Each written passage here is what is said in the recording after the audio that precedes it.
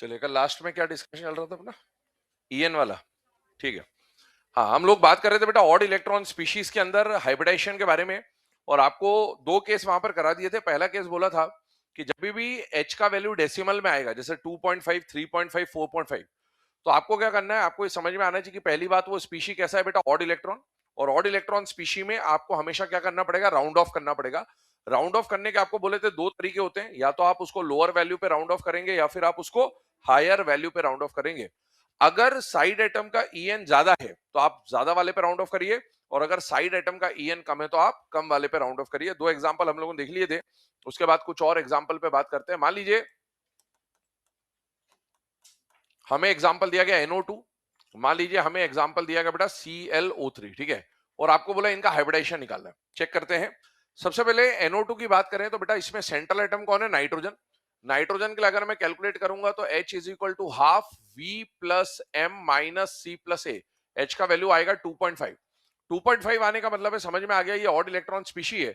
और odd electron species है तो मुझे इसको क्या करना है, राउंड ऑफ करना है। राउंड ऑफ करने के दो तरीके, या तो लोअर या हायर। डिसाइड किससे होगा, साइड एटम से।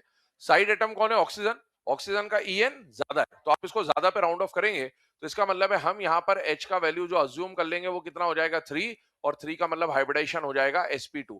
sp2 का मतलब हुआ नाइट्रोजन ने अपने आसपास बॉन्ड बनाने की कितनी पोजीशन तैयार करी, 3। 3 में से ऑक्सीजन कितनी जगहों पर आया, 2। तो एक जगह पे क्या आ जाएगा, लोन पेयर। अब मुझे बताओ ऑक्सीजन जो आया वो सिंगल बॉन्ड बनाएगा, डबल बॉन्ड बनाएगा, double bond. Double bond, double bond. लेकिन एक बात ध्यान रखनी है कि यहां पर जो ये आप नाइट्रोजन बना रहे हो, इसके पास ये जो लोन पेयर है, ये एक्चुअल में पूरा लोन पेयर है या आधा लोन पेयर, आधा। ये एक्चुअल में डेसिमल वाला है ना। तो यहां पर जो लोन पेयर बनेगा वो ऐसा बनेगा। अब ये जो स्ट्रक्चर आप बना रहे हो ना, ये देखने में आपको लगेगा सही है, पर ये गलत है। क्यों गलत है? नाइट्रोजन के बॉन्ड गिनिए आप, कितने बॉन्ड हो गए, 4। नाइट्रोजन के बारे में हमने बात करी हुई है, नाइट्रोजन 4 बॉन्ड बना सकता है, पर चारों कोवेलेंट नहीं हो सकते। 4 में से 3 कोवेलेंट और 1 कोऑर्डिनेट। नाइट्रोजन के लिए ध्यान रखना, नाइट्रोजन में सबसे ज्यादा गड़बड़ी होगी। तो बेटा नाइट्रोजन की अगर हम कहानी देखें तो देखो, नाइट्रोजन के वैलेंस शेल में 5 इलेक्ट्रॉन होते हैं, 5 में से 3 अनपेयर्ड होते हैं, एक लोन पेयर होता है। वो जो 3 अनपेयर्ड है उनमें से 2 की पेयरिंग यहां हो गई, एक अनपेयर्ड यहां बैठा हुआ है। तो एक उसके पास क्या बचा है, लोन पेयर। उस लोन पेयर की मदद से वो क्या बनाएगा बेटा, कोऑर्डिनेट बॉन्ड बनाएगा। तो this is the correct structure of NO2, ठीक है। अगले पे आते हैं ClO3। ClO3 की अगर हम बात करें तो यहां पर क्लोरीन के आसपास अगर हम हाइब्रिडाइजेशन निकालू तो H is equal to half V plus M minus C plus A। H का वैल्यू आएगा 3.5। 0.5 आने का मतलब है इसको राउंड ऑफ करना है। साइड एटम का ईएन ज्यादा है तो आप ज्यादा पे राउंड ऑफ करोगे तो H का वैल्यू मान लेंगे 4। 4 का मतलब हाइब्रिडाइजेशन हो जाएगा sp3। sp3 का मतलब ये हुआ कि क्लोरीन ने अपने आसपास बॉन्ड बनाने की 4 पोजीशन तैयार करी। ऑक्सीजन कितनी जगहों पर आया, 3। तो एक जगह पे कौन आएगा, लोन पेयर। लेकिन वो लोन पेयर पूरा 2 इलेक्ट्रॉन वाला है या एक इलेक्ट्रॉन वाला है, एक इलेक्ट्रॉन, ऑड इलेक्ट्रॉन वाला है। तो ये स्ट्रक्चर इसका बन जाएगा।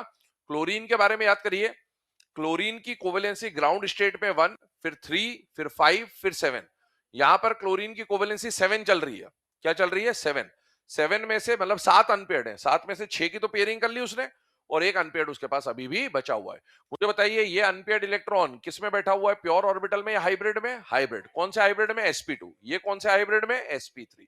इसकी कंडीशन है, ये अपने को कहानी पता होनी चाहिए। इसमें एक और बात, ये जो NO2 है ना, इसका बॉन्ड एंगल आपको याद रखना है, 135 डिग्री होता है बेटा, है ना, याद रखना पड़ेगा वैल्यू, क्योंकि sp2 का नॉर्मली तो जो बॉन्ड एंगल होता है वो 120 होता है, और लोन पेयर आता है तो बॉन्ड एंगल 120 से कम हो जाना चाहिए था। पर यहां पर आप देखो लोन पेयर एक्चुअल में पूरा है ही नहीं, लोन पेयर आधा है। तो यहां पर जितनी डेंसिटी और यहां पर जितनी डेंसिटी, ये वाली डेंसिटी ज्यादा है, तो ये रिपल ज्यादा करता है। और ये रिपल ज्यादा करता है, इसलिए इसका एंगल जो है वो एक्सेप्शनली हाई देखा गया है, 120 से ज्यादा देखा गया है। तो इसका एंगल अपने को डेटा याद रखना पड़ेगा, दैट इज 135 डिग्री है ना, एनसीईआरटी में मेंशन है, कभी डायरेक्टली कभी आ जाए, इसलिए वैल्यू याद रखें।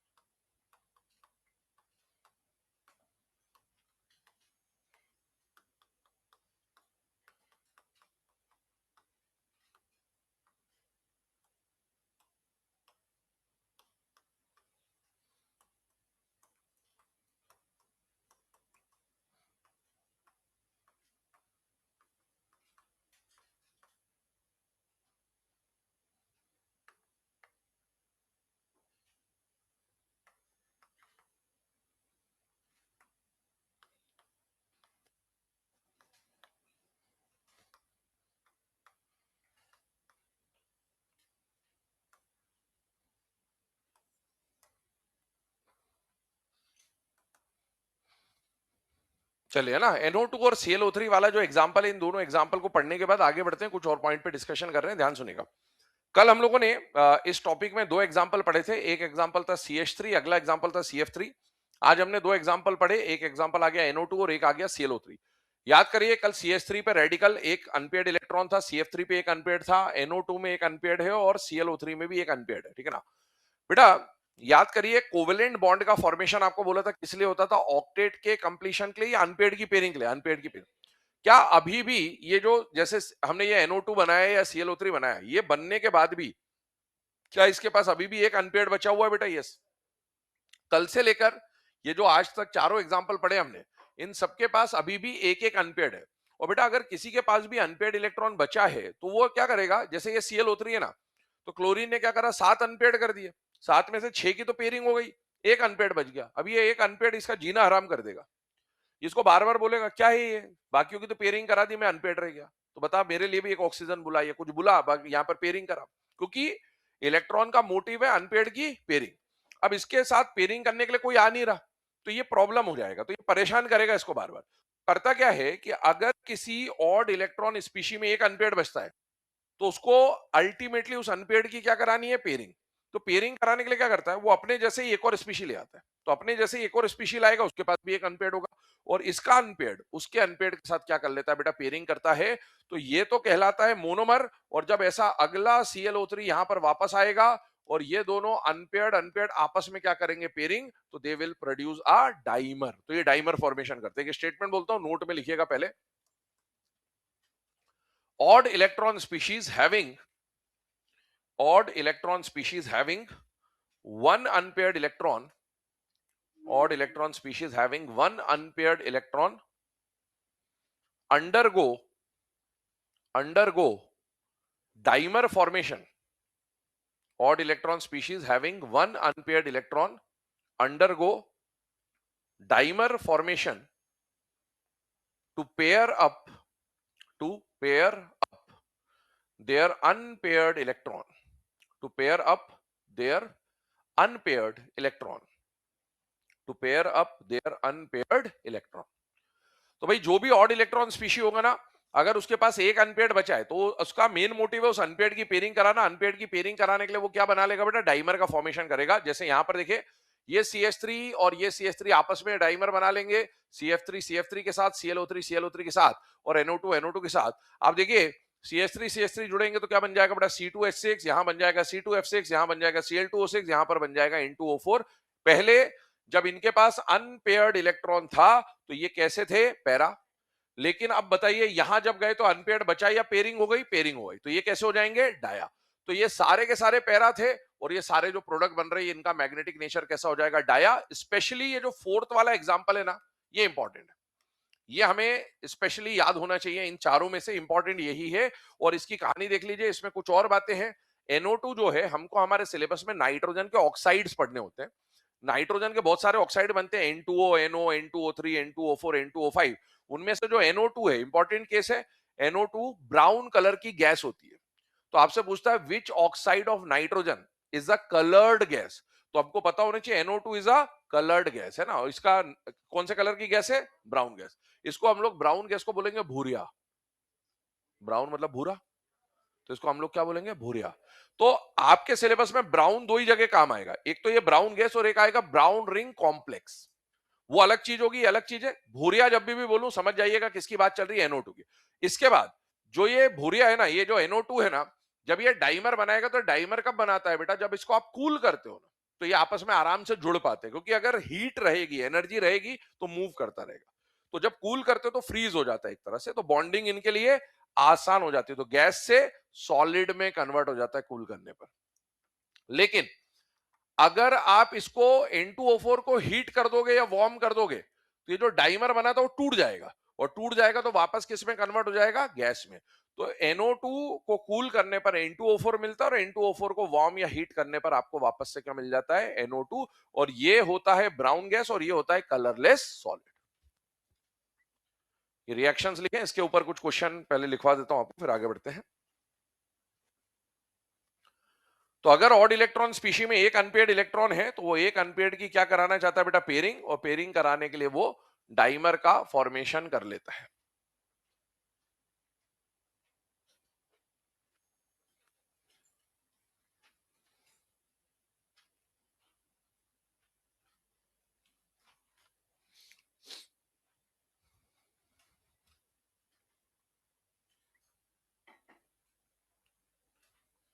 चलिए ना, क्वेश्चन बोल दे रहा हूं, लिखिएगा।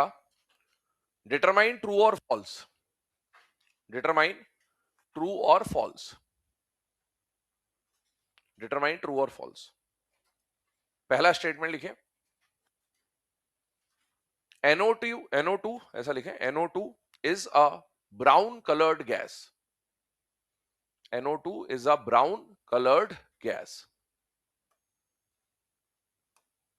अगला स्टेटमेंट लिखें,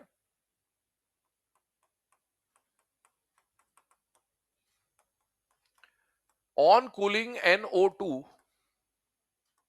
on cooling NO2,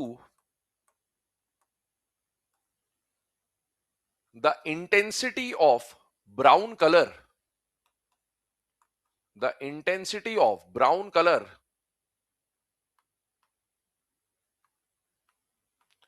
decreases,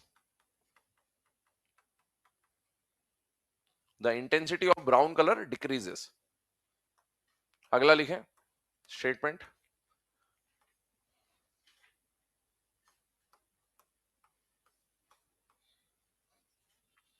on heating N2O4, on heating N2O4, the paramagnetic character, the paramagnetic character decreases, the paramagnetic character decreases।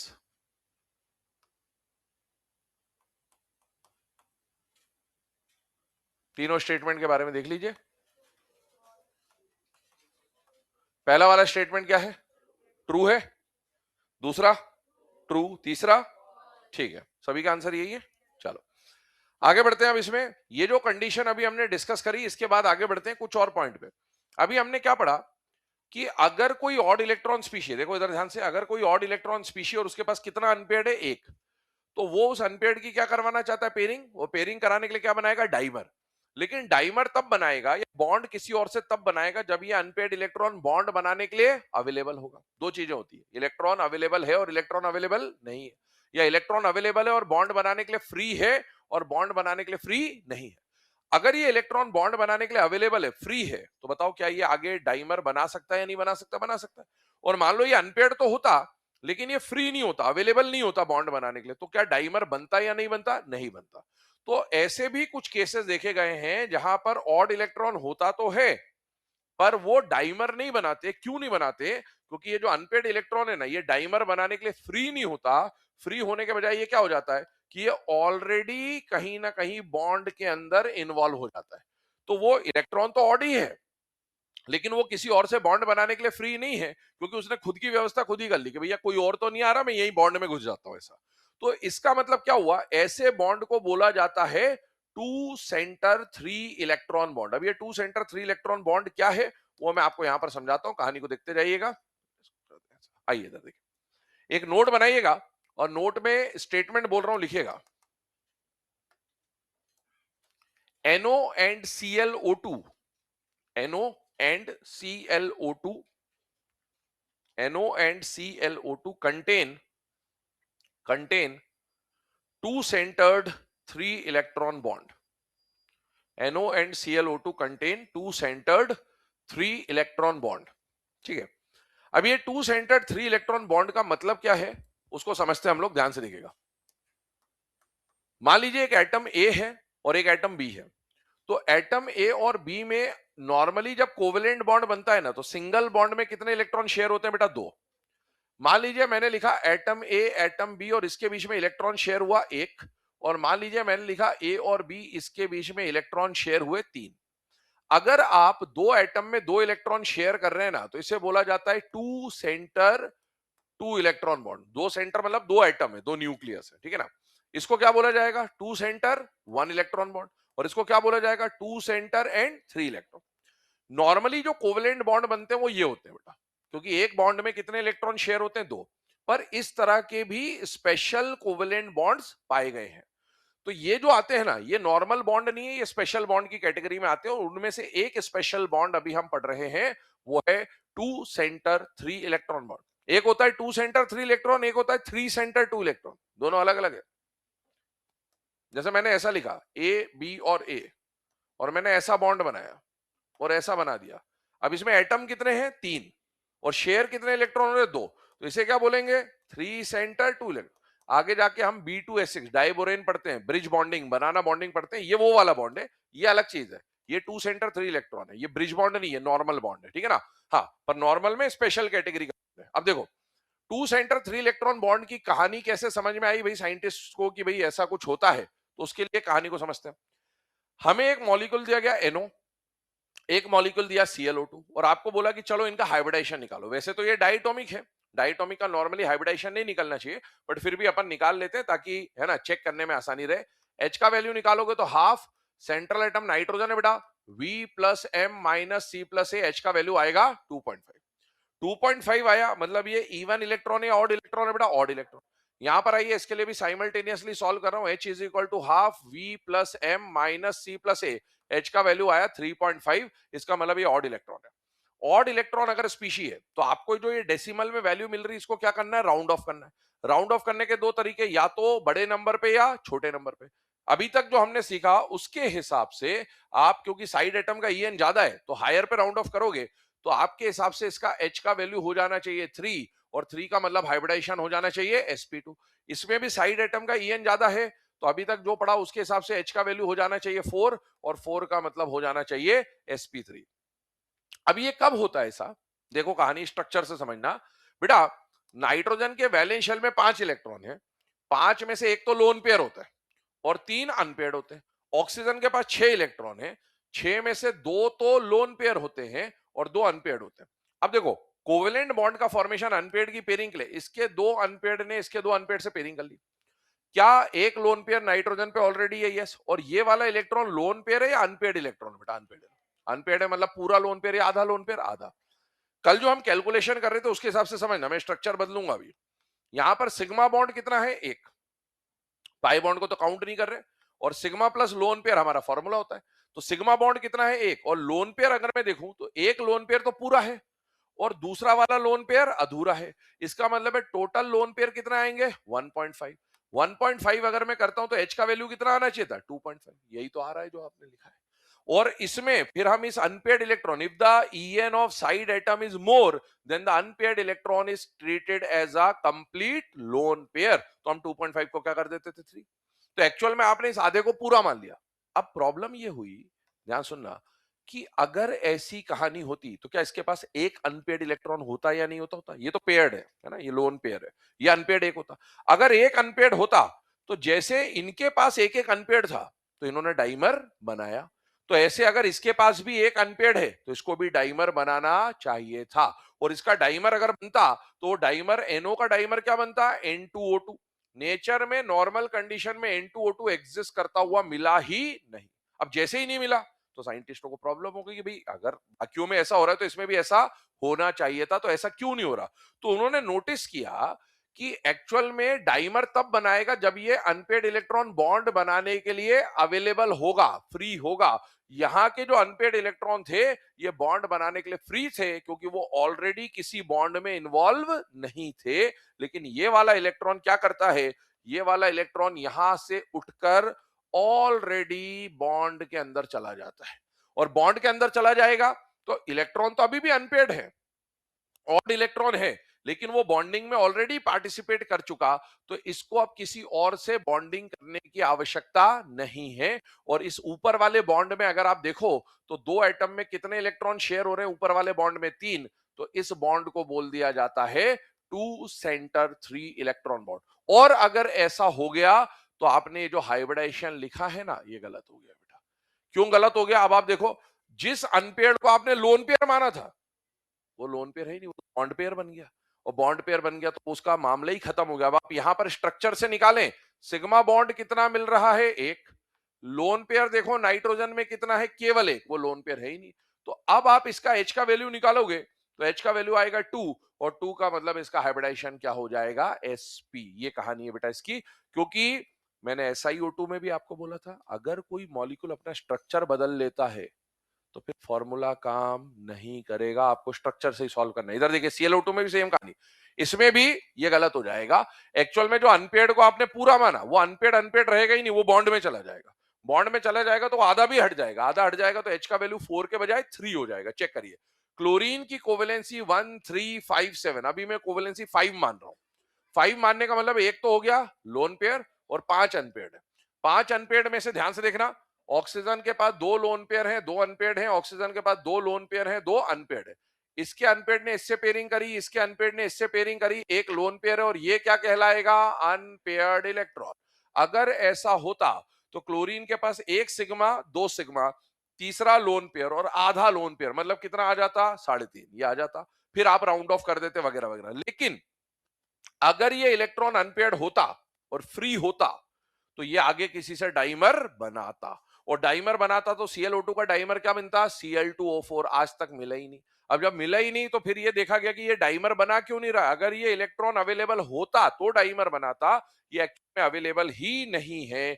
ये इलेक्ट्रॉन उठकर ऑलरेडी बॉन्ड में इन्वॉल्व हो जाता है, जिसकी वजह से इसको अब आगे किसी से डाइमर बनाने की आवश्यकता नहीं है। और ये वाला, ये इलेक्ट्रॉन रेजोनेट करता है, कभी इधर कभी इधर कभी इधर कभी इधर, ऐसा मान के चलते हैं इसको।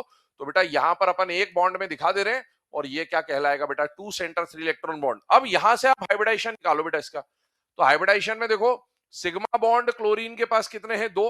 लोन पेयर ऑन क्लोरीन पहले 1.5 आ रहा था, पर वो तो लोन पेयर है ही नहीं, वो तो बॉन्ड पेयर बन गया बेटा।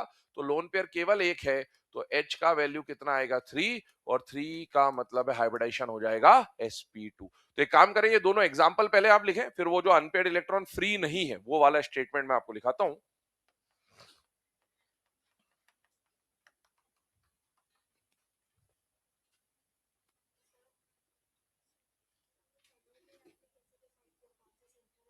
जो ज्यादा बॉन्ड बनाए बेटा, सेंट्रल एटम, है ना। कभी भी किसी भी स्ट्रक्चर में सेंट्रल एटम यूजुअली उसे मानते हैं जो ज्यादा बॉन्ड बना सकता है, ताकि वो पूरे बॉन्डिंग के पैटर्न को या नंबर ऑफ बॉन्ड जितने बनने उसको सेटिस्फाई कर सके।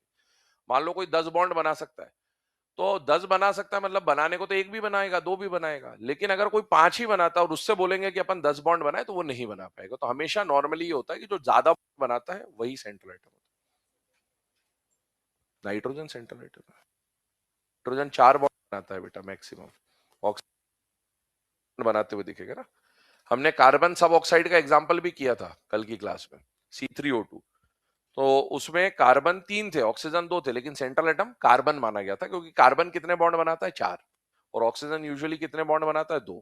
तो अपने को हमेशा सेंट्रल एटम यूजुअली वही मिलेगा जो ज्यादा नंबर ऑफ बॉन्ड्स बना सकता है।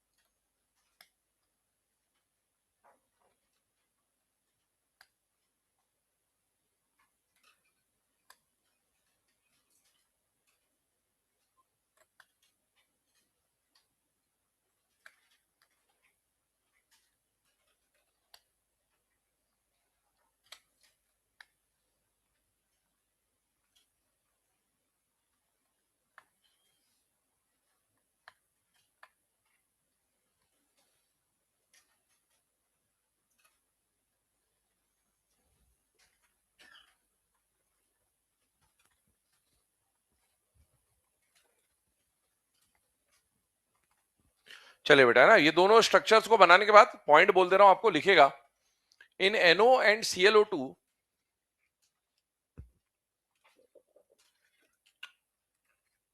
in NO and ClO2 under normal conditions, under normal conditions in NO and ClO2 under normal conditions, dimer formation is not possible. Dimer formation is not possible because the unpaired electron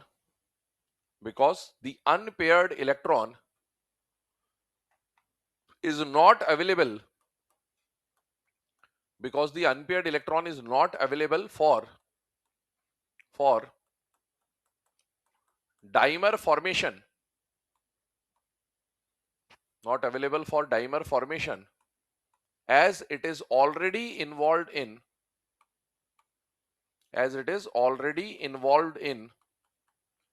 2 center 3 electron bond. As it is already involved in 2 center 3 electron bond.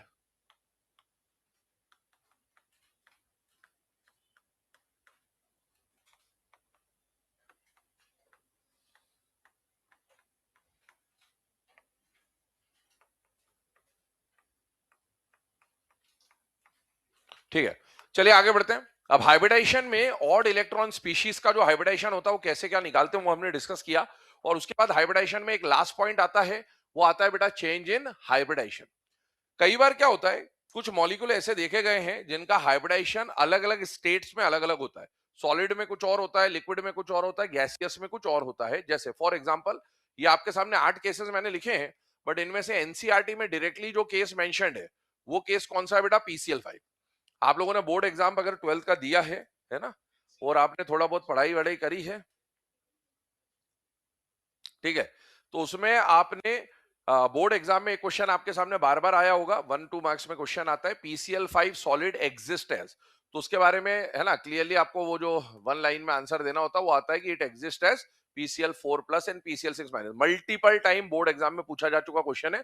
अगर आप 10 previous year के paper उठाओगे, 10 में 7 paper में कम से कम आपको ही दिखेगा। ठीक है, तो अगर हम बात करें तो ये जो क्वेश्चन है इसके ऊपर ही हम लोग मेनली डिस्कशन कर रहे हैं इस टॉपिक का। होता क्या है कि बेटा जैसे PCl5 लिखा ना मैंने, तो PCl5 एक कोवेलेंट मॉलिक्यूल बेटा, नॉन मेटल के बीच का जो बॉन्ड होगा वो आयनिक होगा या कोवेलेंट होगा? कोवेलेंट। कोवेलेंट कंपाउंड जो होते हैं ना, इनकी एक प्रॉपर्टी होती है, आयनिक और कोवेलेंट कंपाउंड की कुछ प्रॉपर्टीज होती हैं। कोवेलेंट कंपाउंड की प्रॉपर्टी ये होती है कि जनरली कोवेलेंट कंपाउंड आपको लिक्विड या गैसियस स्टेट में मिलेंगे, और जनरली आयनिक कंपाउंड जो होते हैं वो कौन से स्टेट में मिलते हैं बेटा? सॉलिड। क्यों मिलते हैं? क्योंकि आयनिक कंपाउंड में जो चार्ज होता है वो कंप्लीट चार्ज होता है। जैसे इसके ऊपर जो भी चार्ज आएगा वो कंप्लीट पॉजिटिव और कंप्लीट नेगेटिव आएगा। इनके ऊपर जो चार्ज आएगा वो पार्शियल पॉजिटिव और पार्शियल नेगेटिव आएगा। तो इनका अट्रैक्शन ज्यादा पावरफुल होता है। अट्रैक्शन ज्यादा पावरफुल होगा तो पार्टिकल क्लोजली पैक हो जाएंगे, और पार्टिकल क्लोजली पैक हो जाएंगे तो किसमें कन्वर्ट हो जाएगा? सॉलिड। और इसमें जो पार्टिकल होते हैं उनका अट्रैक्शन उतना इफेक्टिव नहीं होता जितना वहां होता है, ये वीक होता है। और अट्रैक्शन वीक है तो पार्टिकल दूर होते हैं, और पार्टिकल दूर होते तो या तो लिक्विड या गैसियस। अब सुने आगे, हुआ क्या कि जब आपने PCl5 लिया, एक कोवेलेंट मॉलिक्यूल है, कोवेलेंट कंपाउंड जो होते हैं जनरली लिक्विड या गैसियस मिलता है, और PCl5 का जो ओरिजिनल स्टेट होता है वो होता है गैसियस। ठीक, और आपको बोला गया कि भैया PCl5 का हाइब्रिडाइजेशन निकालो। अब आप जानते हैं कि भाई PCl5 का जब हम हाइब्रिडाइजेशन निकालते हैं तो हमको फॉर्मूला पता है, H का वैल्यू 5 आता है, और 5 का मतलब हाइब्रिडाइजेशन क्या आ गया? sp3d। आपने जो ये PCl5 का हाइब्रिडाइजेशन निकाला अभी तक, वो हमने एक्चुअल में गैसियस PCl5 का हाइब्रिडाइजेशन निकाला। वो बोलते PCl5 का हाइब्रिडाइजेशन तो भी यही लिखना है, वो बोलते PCl5 गैसियस का हाइब्रिडाइजेशन तो भी यही लिखना है। लेकिन होगा क्या, हम PCl5 को अगर सॉलिड में ट्रांसफॉर्म करने चाहें, किस में ट्रांसफॉर्म करना चाहे? सॉलिड।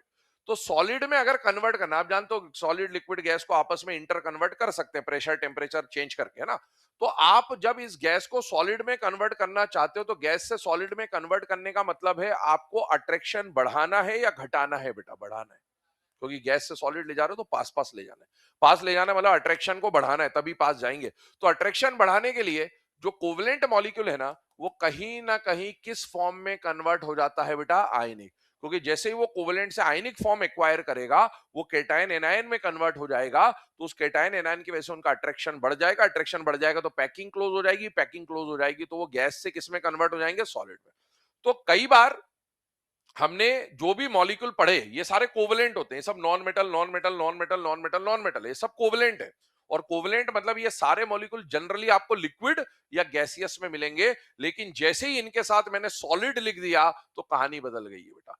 पूरी इनऑर्गेनिक में ध्यान रखना, कहीं पर भी जैसे यहां पर मैंने बोला PCl5 सॉलिड, अगर पूरी इनऑर्गेनिक में किसी भी मॉलिक्यूल के साथ ये छोटा सा एस सॉलिड यहां पर आपको दिख जाए, समझ जाना वहां पर कुछ लोचा है बेटा क्वेश्चन में। जैसे मान लीजिए मैंने लिखा आपके सामने SO3, तो SO3 सल्फर ट्राइऑक्साइड एक गैस है, लेकिन अगर ऐसे लिख दिया मतलब कुछ चेंज हो गया। आपको पूरी इनऑर्गेनिक में इस बात से सतर्क रहना है, कभी भी क्वेश्चन में अगर किसी इनऑर्गेनिक मॉलिक्यूल के साथ सॉलिड लिखा हुआ हो, मतलब वहां क्वेश्चन में कुछ ना कुछ लोचा है, आपको उसको एनालाइज करना पड़ेगा क्वेश्चन को। जैसे यहां पर ये जितने भी एग्जाम्पल हैं, ये सब किस में कन्वर्ट कर रहे हैं हम लोग? सॉलिड में। अब सॉलिड में कन्वर्ट करते ही इसकी कहानी बदल जाती है, और कहानी क्या बदल जाती है कि सॉलिड में कन्वर्ट होते ही अब ये कोवलेंट नहीं रहेगा, ये किस में कन्वर्ट होना चाहेगा? आयनिक फॉर्म में। और आयनिक फॉर्म में कन्वर्ट होने के लिए एक चाहिए होगा केटायन और एक चाहिए होगा एनायन। अब आपको इसके केटायन और एनायन बनाने सीखने, रटना नहीं है, समझ सकते हैं, आराम से समझ लीजिए कैसे होता है ना। मान लीजिए ये एक PCl5 है और ये भी एक PCl5 है। मान लीजिए मैंने इस कमरे में PCl5 गैस भर दी, लेकिन अब उस गैस को मुझे किस में कन्वर्ट करना है? सॉलिड में। तो सॉलिड में कन्वर्ट करने के लिए मुझे इन दोनों के बीच का अट्रैक्शन बढ़ाना है या घटाना है? बढ़ाना है। बढ़ाना है तो उसके लिए मैं इनको आयनिक में कन्वर्ट कर दूं, या ये अपने आप ही हो जाते हैं, अपन तो क्या ही करते हैं, बट ठीक है।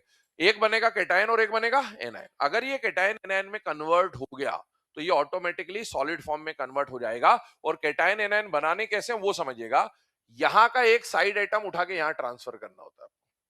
तो होगा क्या, ये भी PCl5 है, ये भी PCl5 है, और अब इसको बना दो PCl4 और इसको बना दो PCl6। जिसमें से गया वो प्लस लगा दो और जिसमें आया वो माइनस, क्योंकि Cl जब जाएगा तो माइनस लेके ही जाएगा ना।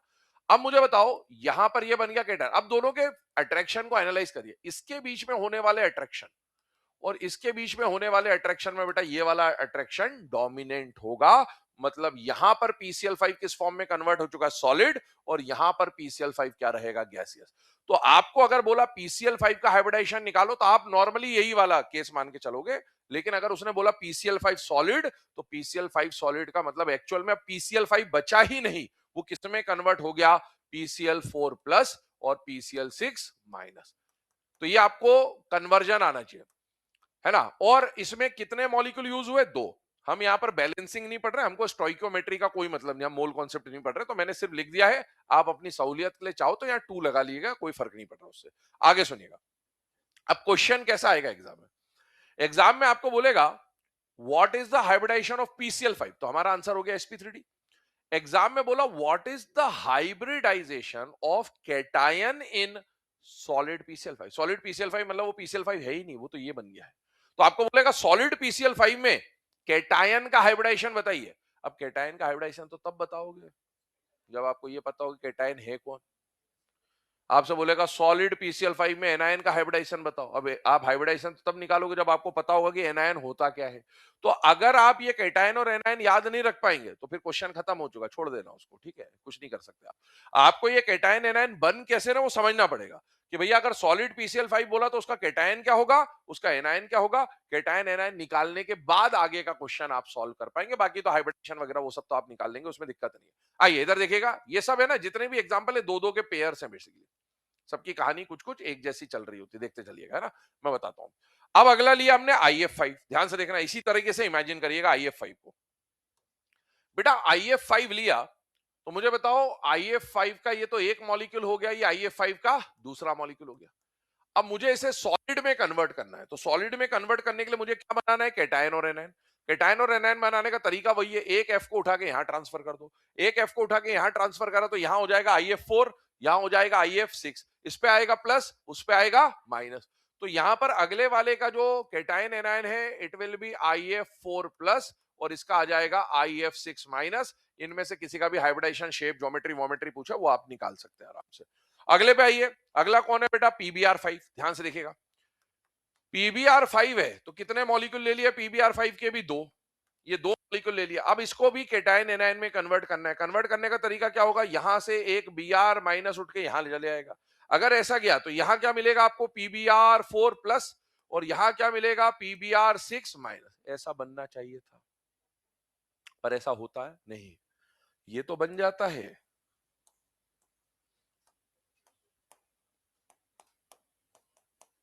ये एग्जिस्ट नहीं करता है बेटा। प्रॉब्लम क्या है इसके एग्जिस्टेंस की? Steric crowding, steric hindrance. याद करिए हमने चैप्टर के स्टार्टिंग में ये तो इसका एग्जिस्टेंस नॉन एग्जिस्टेंस पढ़ा हुआ है। हमने लिखा था SiF4 plus 2F minus gives SiF6 2 minus बन जाएगा। SiCl4 plus 2Cl minus gives SiCl6 2 minus नहीं बनेगा। PCl5 plus Cl minus gives PCl6 minus बन जाएगा। और हमने बात करा था कि भैया थर्ड पीरियड का मैक्सिमम कोऑर्डिनेशन नंबर 6 होता है। साइड एटम अगर क्लोरीन है या फ्लोरीन है तो नॉर्मली बन जाता, बट यहां Cl बड़ा कितना है? 1, और यहां 2 बड़े Cl आ जाते थे बेटा, तो इसमें स्टेरिक हिंड्रेंस हो जाता था, ये बन जाता था। अब आप सोचो, आप इसमें Cl के बदले ब्रोमीन ला रहे हो 5, और यहां एक और ब्रोमीन ला रहे हो बेटा, इसका मतलब है अब यहां स्टेरिक क्राउडिंग बहुत ज्यादा बढ़ जाएगा, इसलिए ये आयन बन नहीं पाएगा। पैटर्न वही चल रहा था। पैटर्न क्या चल रहा था कि भाई जैसे एक Br यहां से वहां हर जगह जा रहा था, वैसे यहां भी वो ट्राई करता है, पर वो Br निकल के जब यहां गया तो Br उससे जुड़ नहीं पाया। क्यों नहीं जुड़ पाया? क्योंकि स्टेरिक क्राउडिंग ज्यादा हो गई, इस वजह से ये वाला आयन बन ही नहीं पाया।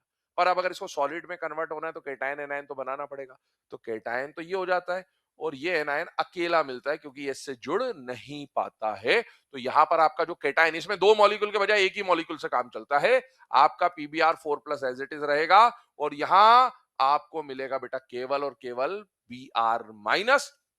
इस फॉर्म में ये कन्वर्ट हो जाते हैं, ठीक है ना। यहां पर अगर मैं बात करूं, सेम XeF6 की कहानी है। इसमें क्या होगा? XeF6 से एक फ्लोरीन उधर जाएगा, तो इधर क्या बचेगा बेटा? XeF5 पे प्लस, और उधर बनना चाहिए था XeF7 पे माइनस। उसमें भी स्टेरिक क्राउडिंग की प्रॉब्लम है, और इसलिए यहां पर भी केवल और केवल क्या बन पाता है? F minus. आगे बढ़ता हूं।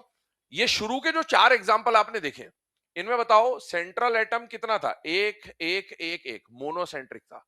तो केटायन और एनायन बनाने के लिए आपको मोनोसेंट्रिक के एक एक मॉलिक्यूल लेने पड़े। मतलब कितने मॉलिक्यूल लेने पड़े? 2।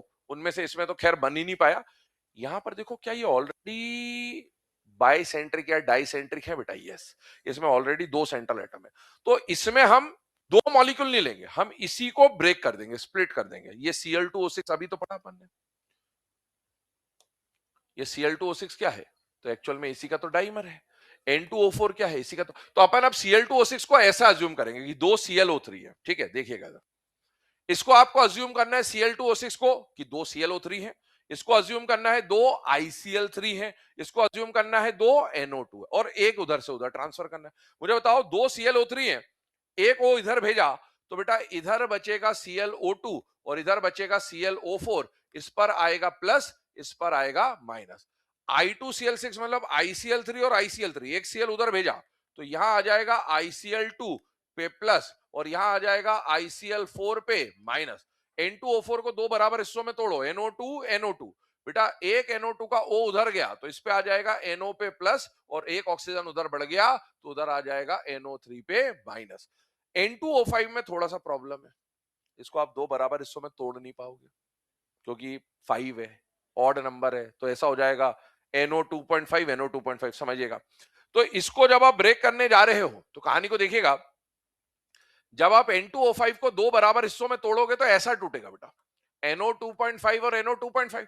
और हम जानते हैं कभी भी रिएक्शन में एटम या ऑर्बिटल आधा पार्टिसिपेट नहीं कर सकते।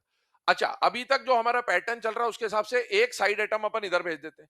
अगर मैंने एक पूरा साइड एटम यहां भेज दिया तो ये बन जाएगा NO1.5 और ये बन जाएगा NO3.5। क्या ये लिखना सही है बेटा? नहीं है। तो इस बार हम पूरा नहीं भेजा, हमको होल नंबर का ध्यान रखना है, तो हम आधा ही भेज देंगे, बस उससे ही काम हो जाएगा। आधा एटम यहां भेजोगे तो ये क्या बन जाएगा बेटा? NO2, और ये क्या बन जाएगा बेटा? NO3। इस पे आएगा प्लस और इस पे आएगा माइनस, क्योंकि ये ऑड वाला केस था तो ऐसी कहानी बनेगी इसकी। NO2 पे आ जाएगा प्लस और NO3 पे आ जाएगा माइनस। इन सभी एग्जांपल में सबसे इंपॉर्टेंट एग्जांपल बेटा फर्स्ट है, क्योंकि वो डायरेक्टली एनसीईआरटी में मेंशन्ड है, वही पूछने के चांसेस सबसे ज्यादा है। बट ठीक है, बाकी मैंने पैटर्न बता दिया। और ध्यान सुनो, ये जो 7th और 8th है, इनके बारे में, ये भी नाइट्रोजन के ऑक्साइड से, जैसे आज हमने भूरिया की बात करी, तो भूरिया कौन था? NO2। ये कलरलेस था, ये भी कलर, तो ये काम आएंगे है ना आपको, इसलिए इन पे थोड़ा कंडीशन देख लेते हैं। NO3 माइनस आयन को कौन सा आयन बोलते हैं? नाइट्रेट आयन, है ना। तो ये तो आपको पता ही है कि इस आयन का नाम क्या होता है? Nitrate ion. इस आयन का भी नाम क्या होगा? Nitrate ion. लेकिन आगे हमें कोऑर्डिनेशन कंपाउंड पढ़ने, उस कोऑर्डिनेशन कंपाउंड में ये और ये एज अ लिगेंड काम आएंगे। और बेटा NO प्लस को बोला जाता है नाइट्रोसोनियम। आप ऑर्गेनिक में पढ़ते हो नाइट्रोसो ग्रुप, तो उसका ईएम वाला आयन है और ये कहलाता है बेटा नाइट्रोनियम, है ना। तो ये दो नाम आपको याद रखने, ये अभी याद कर लो, ये आगे कोऑर्डिनेशन में तो आपको याद करनी है। तो बेटा N2O4 सॉलिड को नाइट्रोसोनियम नाइट्रेट के फॉर्म में मिलता है और N2O5 सॉलिड नाइट्रोनियम नाइट्रेट के फॉर्म में एग्जिस्ट करता है बेटा, सॉलिड फॉर्म में।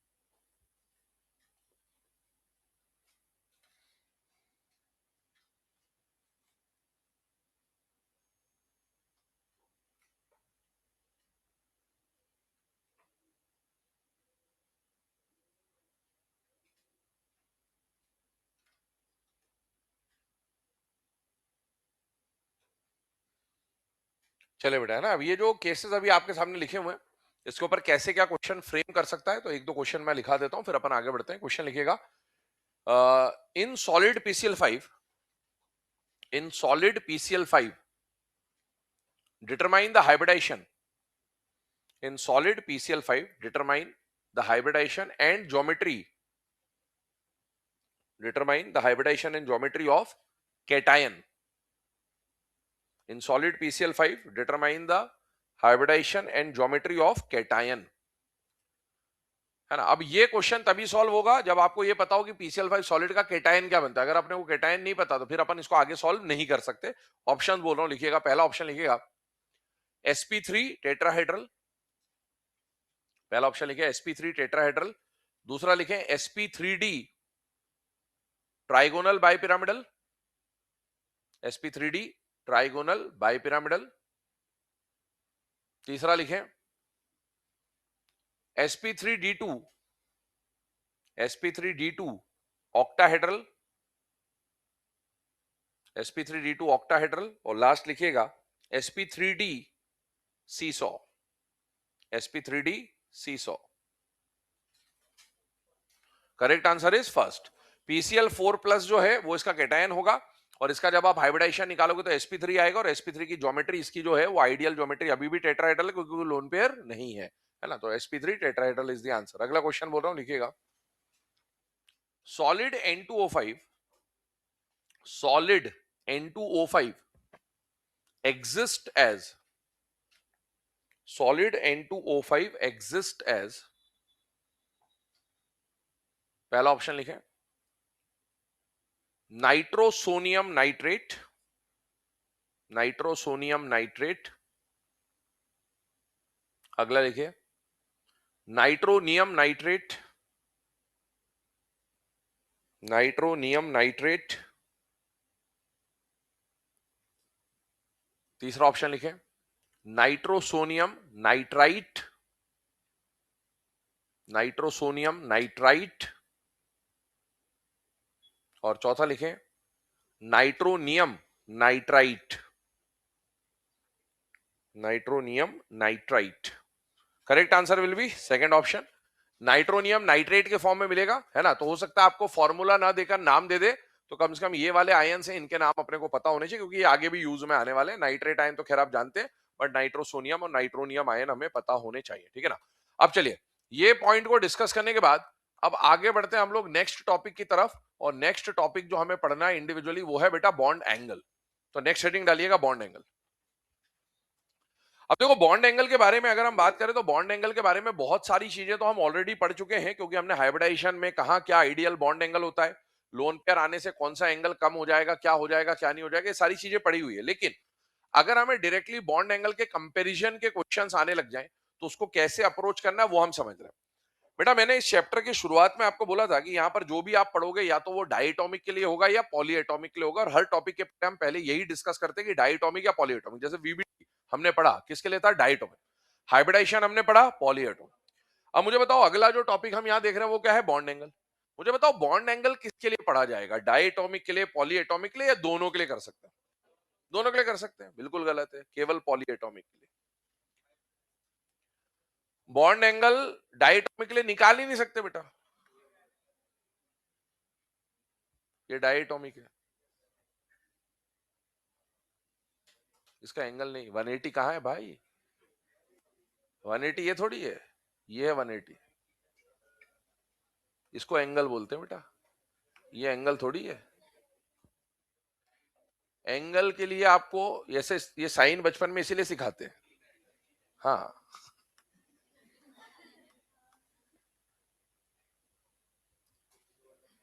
ठीक है। हाँ तो एंगल के लिए कम से कम कितने पॉइंट चाहिए, 3, है ना। अगर 3 पॉइंट चाहिए, मतलब आपको बॉन्ड एंगल अगर निकालना है तो डायटोमिक में कभी भी एंगल निकलेगा ही नहीं बेटा, उसमें सिर्फ एक लाइन बनती है, एक रे बनती है, लाइन सेगमेंट बनता है। आपको अगर एंगल चाहिए तो एंगल के लिए कम से कम कितने एटम चाहिए, 3। और 3 एटम चाहिए, मतलब वो डायटोमिक हो गया या पॉलीएटॉमिक हो गया, पॉली। तो बेटा बॉन्ड एंगल की जब भी बात आएगी ना, आपको हमेशा क्वेश्चन में जो मिलेगा वो पॉलीएटॉमिक स्पीशी ही मिलेगा। और पॉलीएटॉमिक के लिए आप बताओ वीबीटी यूज करोगे, हाइब्रिडाइजेशन, हाइब्रिड। तो बॉन्ड एंगल का जब भी क्वेश्चन आया तो सबसे पहली चीज जो थॉट प्रोसेस हमारे दिमाग में होना चाहिए कि हमें बॉन्ड एंगल का क्वेश्चन देखते ही क्या निकालना है, हाइब्रिडाइजेशन, ठीक है ना। अब बॉन्ड एंगल में मैं आपको अलग अलग फैक्टर्स दिखाऊंगा, 6 फैक्टर है total, one by one check करेंगे। जैसे हम हाइब्रिडाइजेशन चेक करेंगे, हाइब्रिडाइजेशन से कहीं ना कहीं बॉन्ड एंगल बदलता है, sp का अलग होता है, sp2 का अलग होता है, sp3 का अलग होता है। कई बार लोन पेयर आने से भी रिपल्शन की वजह से बॉन्ड एंगल कम या ज्यादा हो जाता है। फिर इसके बाद बॉन्ड पेयर रिपल्शन याद करें, सिंगल सिंगल बॉन्ड का रिपल्शन अलग होता है, सिंगल मल्टीपल का अलग होता है, तो वो भी इफेक्ट डालता है। इसके अलावा सेंट्रल एटम और साइड एटम की जो ईएन होती है या साइज होती है, उससे स्टेरिक क्राउडिंग वगैरह का फर्क पड़ता है, और कई बार उससे भी बॉन्ड एंगल पे फर्क पड़ता है। तो बॉन्ड एंगल कई सारे फैक्टर्स पर डिपेंड करता है, वो हम सीक्वेंशियली अप्लाई करते हैं। क्या सीक्वेंस रहेगा वो बताता हूं, बट बॉन्ड एंगल के लिए मैंने आपको बताया पॉली एटॉमिक के लिए लगेगा। अब सुनना, एक और बात बता रहा हूं यहां पर, जब आप पॉली एटॉमिक के लिए बॉन्ड एंगल निकालने जाओगे तो बेटा आप हाइब्रिडाइजेशन निकालोगे। अब हाइब्रिडाइजेशन में 2 तरह के सिनेरियो बनेंगे, ध्यान से सुनना और समझना इस बात को। हाइब्रिडाइजेशन या तो sp sp2 sp3 निकल के आएगा, या फिर हाइब्रिडाइजेशन sp3d sp3d2 और या फिर sp3d3 आएगा। इन्हीं में से कुछ ना कुछ हाइब्रिडाइजेशन आने वाला है आपके सिलेबस के अंदर। बेटा अगर हाइब्रिडाइजेशन जिन जो क्वेश्चन में आपको मॉलिक्यूल दिया ना कंपेयर करने के लिए, तो उनको हम 2 हिस्सों में बांटेंगे। हम सबसे पहले क्या निकालेंगे, हाइब्रिडाइजेशन। हाइब्रिडाइजेशन में देखेंगे कि डी ऑर्बिटल इन्वॉल्व है या डी ऑर्बिटल इन्वॉल्व नहीं, ये देखना है आपको। अगर डी ऑर्बिटल इन्वॉल्व नहीं है, ऐसा क्वेश्चन हुआ है ना, मतलब जो 4-5 जो भी मॉलिक्यूल दे रखे हैं उनमें से किसी में भी डी नहीं है ना, तो आप बोलोगे वहां डी ऑर्बिटल इन्वॉल्व नहीं है। और ऐसे वाले केसेस के बॉन्ड एंगल को आप फैक्टर्स की मदद से सॉल्व करेंगे, और फैक्टर्स क्या है वो अभी मैं लिखवाऊंगा आपको। और हम यही करेंगे, सबसे ज्यादा पार्ट यही है ना। पहले हम इसी को डिस्कस करेंगे। लेकिन अगर डी ऑर्बिटल आ गया तो आप इसमें सबसे पहले क्या बनाओगे? स्ट्रक्चर। इसमें फैक्टर नहीं लगाना है, क्या लगाना है? स्ट्रक्चर। स्ट्रक्चर हम यहां भी बनाएंगे, पर सॉल्व किसकी मदद से करेंगे? फैक्टर से। स्ट्रक्चर इसलिए बनाएंगे क्योंकि हमको स्ट्रक्चर्स पढ़ने हैं, सीखने हैं कि भैया किसका क्या स्ट्रक्चर होता है। तो यहां पर भी मैं कई बार स्ट्रक्चर बनाऊंगा, लेकिन हम सॉल्व किससे कर रहे होंगे? उन 6 फैक्टर की मदद से सॉल्व कर रहे होंगे। इसमें हमें फैक्टर की जरूरत नहीं है, इसमें हमें सीधे सीधे क्या बनाना होगा? स्ट्रक्चर। अब सवाल उठेगा, सर इसको फैक्टर से करेंगे और उसको फैक्टर से नहीं करेंगे, ऐसा क्या हो गया? ऐसा इसीलिए हो गया, ध्यान सुनना बेटा। एसपी आइडियल बात कर रहा हूं, एसपी में अगर एंगल होता है तो कितने का एंगल होता है? और वही एंगल होता है, उसके अलावा तो कोई एंगल नहीं होता। इसके क्या सारे एंगल 120 120 120 के होंगे? यस। क्या इसके सारे एंगल 109 आइडियली 109.5 के होंगे? यस। तो इसमें मेरे को स्ट्रक्चर बनाने की जरूरत ही नहीं है। मैंने अगर हाइब्रिडाइजेशन निकाल लिया तो मुझे पता है कि उसके अंदर वही एंगल होगा, फिक्स है। इसमें मुझे स्ट्रक्चर इसलिए बनाना पड़ेगा क्योंकि इसमें इक्वेटोरियल इक्वेटोरियल का एंगल अलग होता है, इक्वेटोरियल एक्सियल का एंगल अलग होता है, एक्सियल एक्सियल का एंगल अलग होता है। अब उसने एग्जामिनर ने क्वेश्चन में कौन सा पूछा है? इक्वेटोरियल इक्वेटोरियल पूछा है, या इक्वेटोरियल एक्सियल पूछा है, या एक्सियल एक्सियल पूछा, वो मैं स्ट्रक्चर बना के ही पहचान पाऊंगा। यहां पर भी 2 तरह के एंगल होते हैं, 90 और 180। यहां पर भी 3 तरह के एंगल होते हैं, 72, 90 और 180। तो इनमें एंगल अलग अलग होते हैं, और अलग अलग होते हैं। तो पहले हम स्ट्रक्चर बना के चेक करेंगे कि वो जो इस एंगल के बारे में क्वेश्चन में पूछ रहा है वो एंगल है कौन सा। तो उसके लिए हमें सबसे पहले क्या बनाना पड़ेगा? स्ट्रक्चर। तो एक बात दिमाग में यहां फिट कर लीजिए कि जब भी बॉन्ड एंगल का क्वेश्चन आएगा, सबसे पहले क्या निकालोगे? हाइब्रिडाइजेशन। हाइब्रिडाइजेशन में यह देखना है कि डी ऑर्बिटल है या नहीं है। अगर डी ऑर्बिटल नहीं है तो सीधे सीधे क्या लगाऊंगा? फैक्टर। और अगर डी आ गया तो मुझे सबसे पहले क्या बनाना पड़ेगा? स्ट्रक्चर। इसको बाजू में कहीं भी मार्जिन मार्जिन में आप बना लीजिए इस बात। तो अभी जो हमारा केस बनने वाला है, अभी हम विदाउट डी वाले ही पढ़ेंगे, फैक्टर्स पढ़ेंगे पहले 6, और फिर डी वाले क्वेश्चन जो है हम लास्ट में सॉल्व करेंगे जब क्वेश्चंस को सॉल्व कर रहे होंगे। तो पहले हमें फैक्टर्स को समझना है। तो फैक्टर के लिए हम जितने भी एग्जांपल लेंगे, आप उसमें देखोगे कहीं पर भी डी आपको मिलेगा ही नहीं, बट उसको हम बार बार रिकॉल करते हुए चलेंगे ताकि वो चीज हमारे दिमाग में सेट हो जाए कि डी आएगा तो स्ट्रक्चर, और डी नहीं आएगा तो फैक्टर से सॉल्व करेंगे।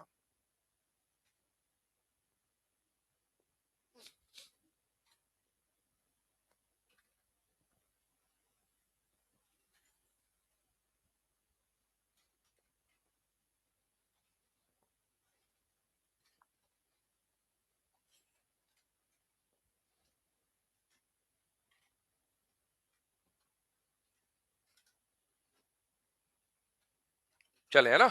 अब यहां पर स्टार्ट करते हैं हम लोग बेटा। अब मान लीजिए आपको बॉन्ड एंगल का क्वेश्चन आया, तो मैंने बोला बॉन्ड एंगल पॉलीएटॉमिक लिए निकलेगा, तो सबसे पहले क्या निकालेंगे? हाइब्रिडाइजेशन।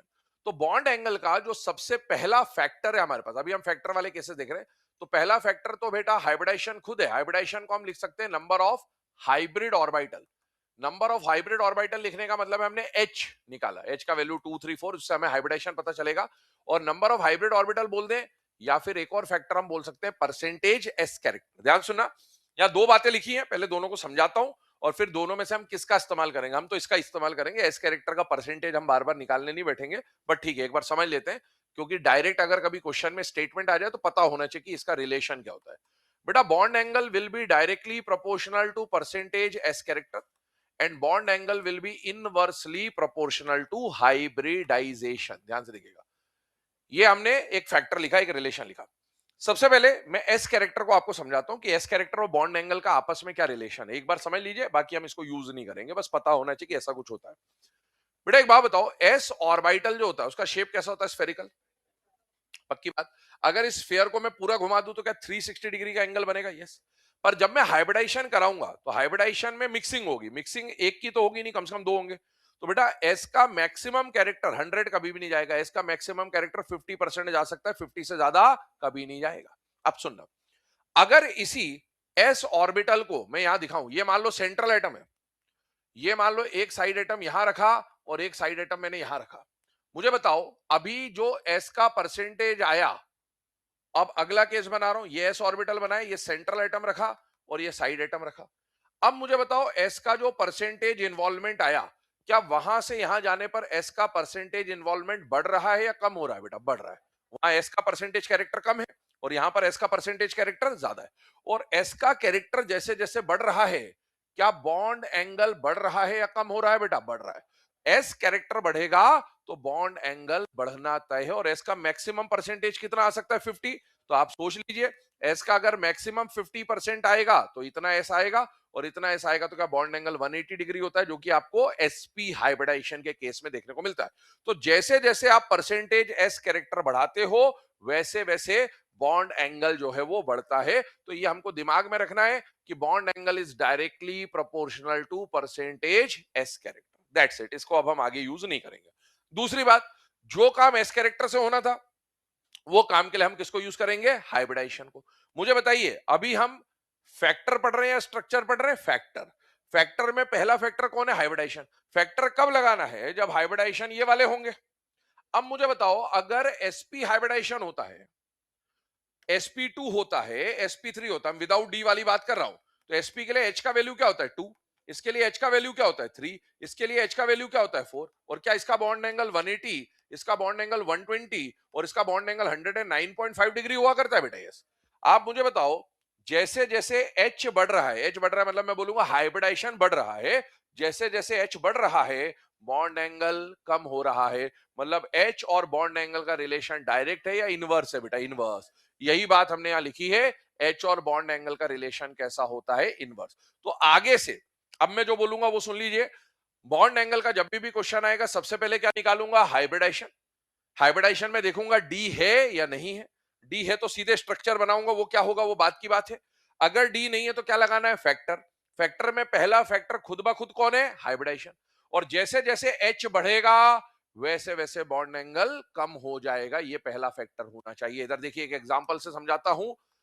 मान लीजिए आपको एग्जाम में दिया गया BeF2, मान लीजिए एग्जाम में दिया गया BF3, मान लीजिए एग्जाम में दिया गया CH4, और आपको बोला ये जो तीनों मॉलिक्यूल है इनमें बॉन्ड एंगल कंपेयर करना है। बॉन्ड एंगल का क्वेश्चन आते ही सबसे पहले निकालना है हाइब्रिडाइजेशन। चीजों को दिमाग में सेट करते जाइए। सबसे पहले निकालना है हाइब्रिडाइजेशन।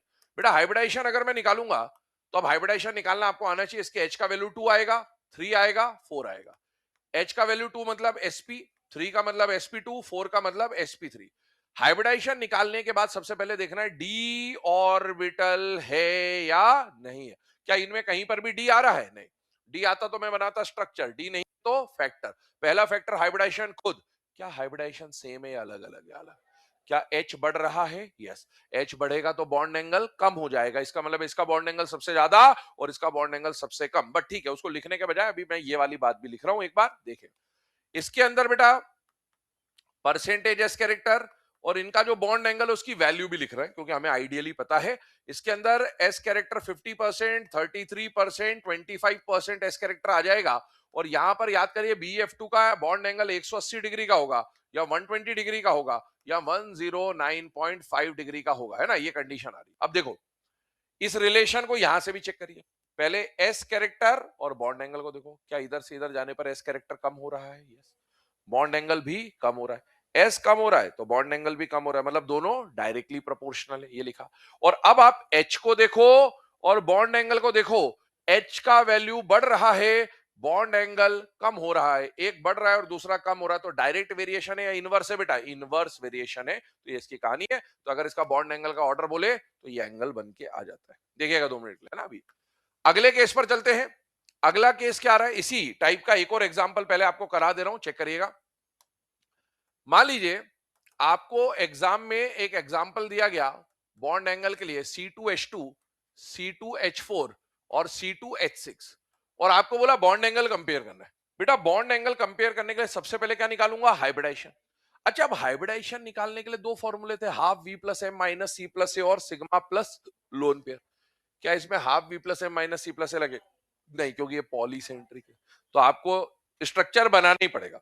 अब स्ट्रक्चर बनाने का मतलब ये नहीं कि मैं ये वाला केस कर रहा हूं, मैं इसी को कर रहा हूं, बट हाइब्रिडाइजेशन निकालने के लिए सॉल्व फैक्टर से ही करूंगा, बट स्ट्रक्चर में कई जगहों पर बनाऊंगा ताकि हमें स्ट्रक्चर के बारे में भी जानकारी मिले। तो इसको तो स्ट्रक्चर बनाऊंगा पहले हाइब्रिडाइजेशन निकालने के लिए। देखिए, इन सभी हाइड्रोकार्बन के स्ट्रक्चर आपको ऑलरेडी आते हैं, एल्केन एल्कीन एल्काइन के स्ट्रक्चर्स आपको बनाने आते हैं। तो बेटा ये मैंने स्ट्रक्चर बना दिया, और स्ट्रक्चर बना के अगर मैं हाइब्रिडाइजेशन की बात करूं तो इसके लिए H का वैल्यू आएगा 2, इसके लिए H का वैल्यू आएगा 3, इसके लिए H का वैल्यू आएगा 4। आप जानते हैं ट्रिपली बॉन्डेड कार्बन जो है sp हाइब्रिड, डबली बॉन्डेड जो है sp2 और सिंगली बॉन्डेड जो है वो sp3 है। ध्यान से देखिएगा, सबसे पहले आपने बॉन्ड एंगल का क्वेश्चन आया, क्या निकाला? हाइब्रिडाइजेशन। अब हाइब्रिडाइजेशन में चेक करो क्या डी ऑर्बिटल है या नहीं है। बेटा नहीं है। डी होता तो मैं स्ट्रक्चर से सॉल्व करता, फैक्टर सोचता ही नहीं, लेकिन अभी डी नहीं है तो मुझे किससे सॉल्व करना है? फैक्टर से। पहला फैक्टर खुद ब खुद कौन है? हाइब्रिडाइजेशन। क्या सभी का हाइब्रिडाइजेशन सेम है या अलग अलग है? अलग अलग। जिसके एच का वैल्यू ज्यादा उसका बॉन्ड एंगल कम, तो यहां पर सबसे ज्यादा बॉन्ड एंगल इसका आएगा और सबसे कम बॉन्ड एंगल उसका आएगा। मतलब यहां बॉन्ड एंगल का ऑर्डर लिखो तो C2H2 का एंगल ज्यादा, C2H4 का एंगल कम और C2H6 का एंगल सबसे कम हो जाएगा। लिखिए इसे दो, पहले ये फैक्टर लिखे, अब सेकंड फैक्टर पे बढ़ते हैं। तो सबसे पहली चीज आप हाइब्रिडाइजेशन निकालें। हाइब्रिडाइजेशन में देखें एच का वैल्यू बढ़ेगा तो बॉन्ड एंगल कम हो जाएगा।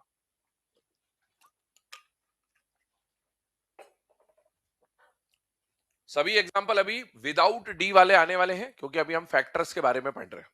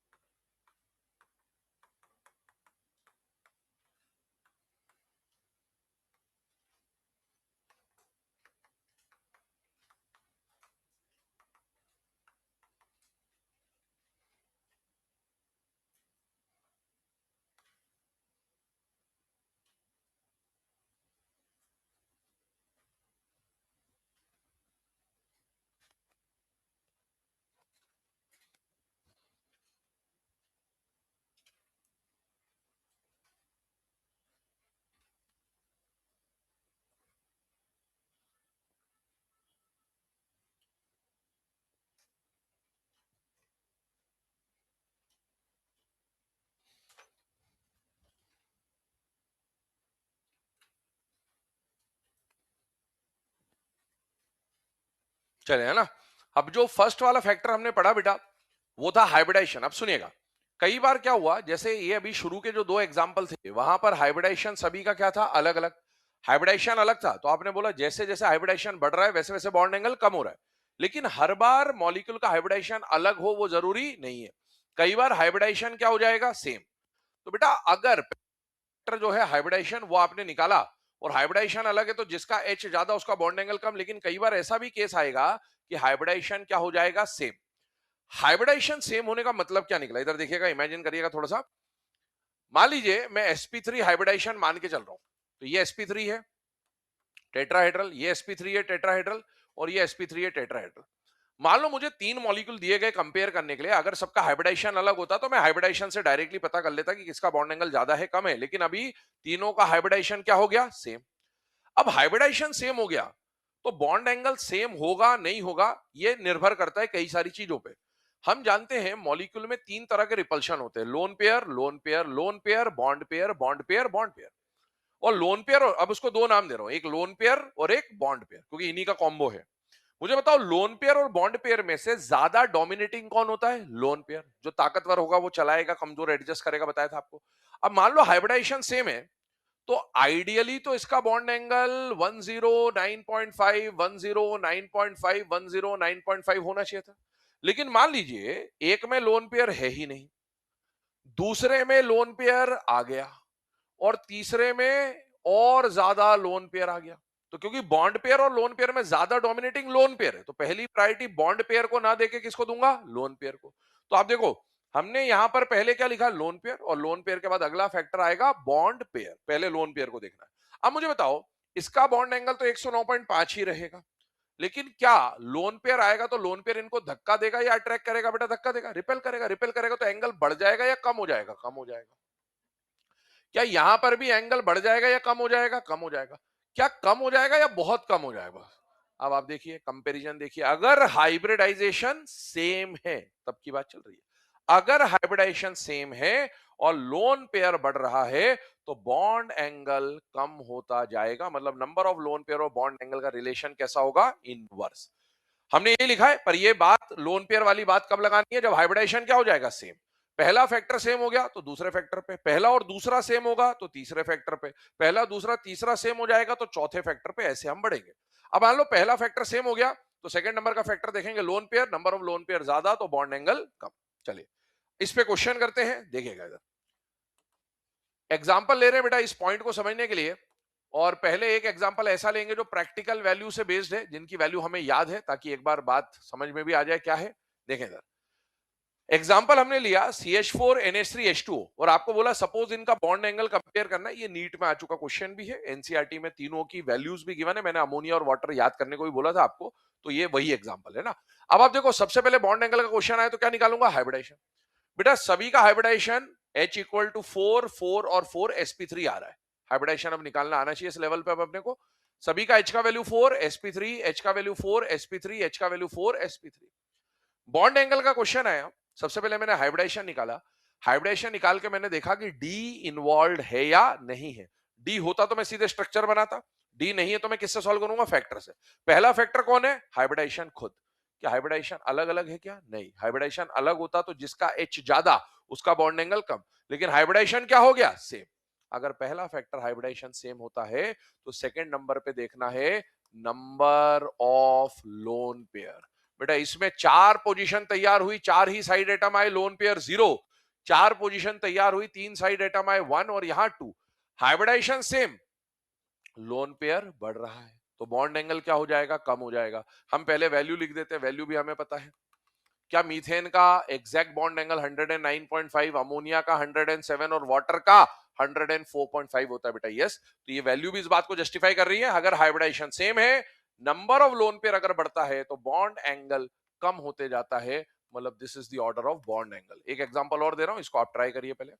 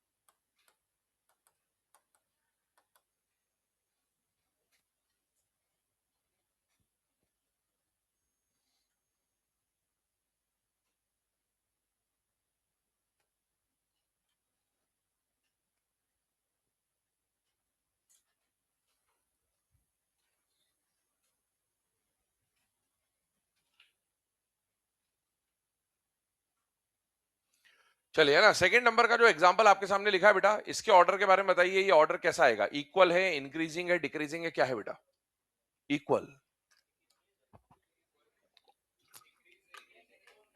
इंक्रीजिंग, डिक्रीजिंग, क्या है, डिक्रीजिंग ऑर्डर है। क्यों है डिक्रीजिंग, चेक करिए। सबसे पहले बॉन्ड एंगल का क्वेश्चन है, क्या निकालूंगा, हाइब्रिडाइजेशन। इसके एच का वैल्यू 4 है, इसके एच का वैल्यू 4 है, इसके एच का वैल्यू 4 है। 4 का मतलब हाइब्रिडाइजेशन sp3 sp3 sp3, कहीं पर भी डी ऑर्बिटल इन्वॉल्व नहीं है तो फैक्टर से सॉल्व करूंगा। पहला फैक्टर हाइब्रिडाइजेशन है, लेकिन हाइब्रिडाइजेशन सेम हो गया। अब हाइब्रिडाइजेशन सेम हो गया तो सेकंड नंबर का फैक्टर क्या लगाऊंगा, लोन पेयर। इसमें 0 लोन पेयर है, इसमें 1 लोन पेयर है, इसमें 2 लोन पेयर है। बेटा हाइब्रिडाइजेशन सेम, लोन पेयर बढ़ रहे हैं तो बॉन्ड एंगल कम हो जाएगा बेटा। इसका मतलब है सबसे ज्यादा बॉन्ड एंगल NH4 प्लस, उससे कम बॉन्ड एंगल NH3, और सबसे कम बॉन्ड एंगल किसका आएगा बेटा, NH2 माइनस का। This is the correct order. चलिए अब अगर मान लीजिए पहला फैक्टर हमने पढ़ा हाइब्रिडाइजेशन, पर हाइब्रिडाइजेशन अगर सेम हो जाता था तो दूसरा फैक्टर हमने क्या पढ़ा, लोन पेयर। लेकिन कई बार ऐसा भी हो सकता है कि मॉलिक्यूल में हाइब्रिडाइजेशन भी सेम हो जाए और लोन पेयर जब आप निकालो वो भी सेम हो जाए। जैसे मान लो सभी का हाइब्रिडाइजेशन sp3 sp3 sp3 आ जाता और सभी का लोन पेयर 0 0 0 आ जाता तो ये सेम हो जाता, या सभी का लोन पेयर 1 1 1 आ जाता सेम हो जाता, सभी का लोन पेयर है ना 2 2 2 आ जाता सेम हो जाता। तो अगर लोन पेयर भी सेम हो जाए और हाइब्रिडाइजेशन भी सेम हो जाए तो हमें कोई और फैक्टर चाहिए जिससे हम कंपेयर करें। तो लोन पेयर के बाद जो तीसरा फैक्टर आपको देखना है वो है बॉन्ड पेयर। लोन पेयर में लोन पेयर भी आ गया और लोन पेयर बॉन्ड पेयर भी आ गया, इसीलिए अब हम अलग बात नहीं करें, लोन पेयर को खत्म कर देते हैं। तो लोन पेयर के बाद अगला कौन आता है? Bond pair. अच्छा, ये जो बॉन्ड पेयर वाला फैक्टर है ये ज्यादा यूज आएगा नहीं, है ना, पर हमें पता होना चाहिए कि ये अप्लाई तीसरे नंबर पे करना है। और इसके अंदर कहानी क्या है याद करिए, वीएससी पीआर ने सुपर सिंगल इलेक्ट्रॉन पेयर वाली कहानी बताई थी। उसने बोला था कुछ होता है सिंगल इलेक्ट्रॉन पेयर और कुछ होता है super single electron pair. Super single electron pair वाली कहानी क्या थी? मैन और सुपरमैन वाली कहानी बताई थी आपको, है ना। तो अब याद करो, अगर मान लो हाइब्रिडाइजेशन सेम है, लोन पेयर सेम है, इधर देखिएगा हाइब्रिडाइजेशन सेम है और लोन पेयर भी सेम हो जाता है, जैसे इसके अंदर hybridisation same lone pair same दोनों में, इन दोनों को देखिए, तो इसका बॉन्ड एंगल भी कम हो जाता। लेकिन अब जब ये लोन पेयर धक्का देता तो मुझे बताओ, अगर यहां मल्टीपल मल्टीपल मल्टीपल बॉन्ड होते और यहां सिंगल सिंगल सिंगल बॉन्ड होते तो कौन पास आने के लिए तैयार हो जाता? पहला वाला या दूसरा वाला? दूसरा। यहां पर ये पास आ सकते थे लेकिन ये दूर रहते। तो बेटा अगर लोन हाइब्रिडाइजेशन सेम हो, लोन पेयर भी सेम हो, तो तीसरे नंबर पे आपको बॉन्ड पेयर का रिपल्शन देखना है। बट जनरली एग्जाम में क्या होगा, बॉन्ड पेयर के रिपल्शन का टाइप सेम मिलता है।